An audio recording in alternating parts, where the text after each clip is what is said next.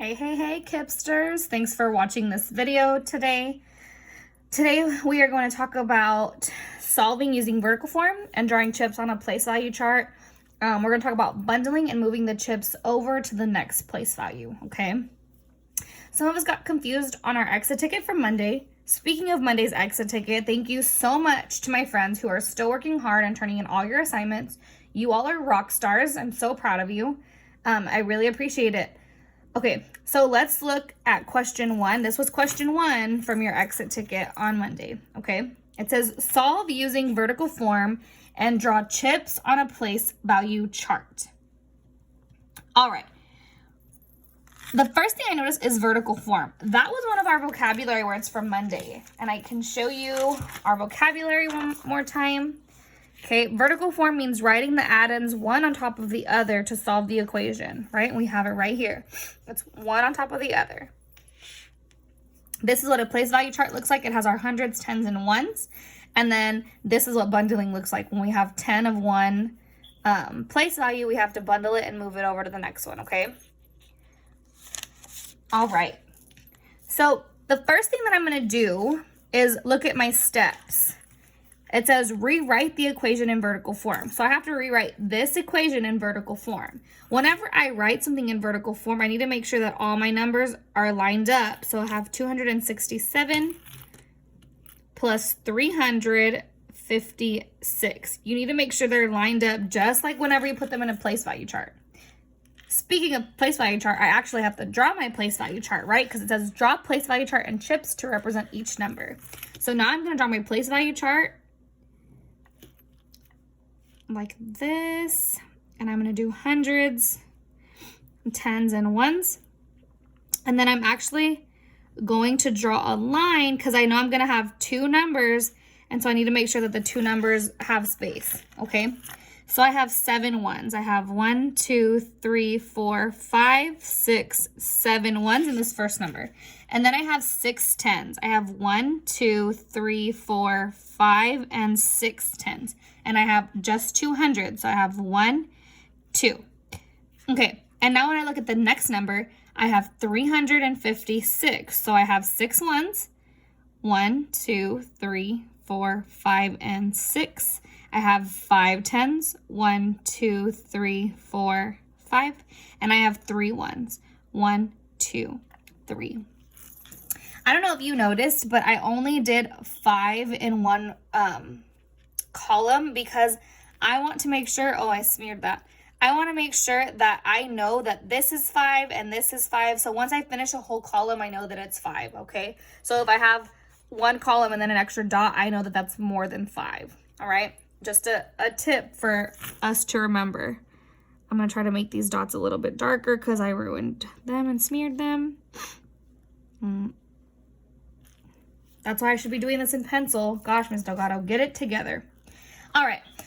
So I know that I always start in the ones place. So I want you to help me count my ones. I have 1, 2, 3, 4, 5, 6, 7, 8, 9, 10, 11, 12, 13. I have 13, but we already know that we cannot have more than 9 in any place value. So once we have 13, that's too many, right? And I know that I need 10 to bundle. So this is 5 and this is 5, so this is 10. I'm going to bundle this, shade it in, and draw an arrow and add a new 10. Okay, so now I have 1, 2, 3 ones. All right, so I want us to look at our vertical form now. So I have 7 plus 6. I know 6 plus 6 is 12 because I know doubles. I'm sure you do too. So then I just have to add one more, that's 13. And so I have 13, and the 10 is going to come up here because I did one new 10, so I'm going to draw the one new 10 up here.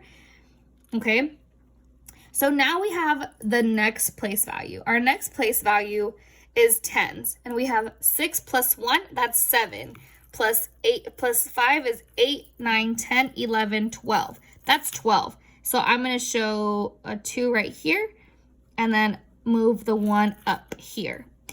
Okay, And then I'm gonna show it to you in our place value chart. So we had 1, 2, 3, 4, 5, 6, 7, 8, 9, 10. I'm gonna bundle those 10, shade them in, move one over, and draw a circle around it. That's my new chip. That way I can identify that's the new one I drew, because some of us were forgetting to draw our new chip. And so I think it's easier if we circle it. I know it's one extra step, but I really think that it's gonna help us in the long run, okay? And so now I have 1 and 2 10s left over. So I have 2 10s still. All right, and now I have 1, 2, 3, 4, 5, 6 hundreds. Let's double check. I have 3 plus 2 is 5 plus 1 is 6. So I did my step 1. I rewrote the equation. I drew my place value chart and chips. That's right. I solved. That's right. And then it says to make sure both methods match. I have to check my work. Do both methods have the same answer? They do. So do you see how we need to, when we bundle, we need to make sure that we draw just one. So I know you moved 10 ones over, but it just became 110. And then you moved 10 10s over, but it just became 100. Okay? All right. Now, let's go to some review questions that I want us to do. So this question up here, you are going to pause the video like we always do, and you're going to solve, okay? These are your steps. It says solve using vertical form and draw chips on a place value chart, just like the other question said.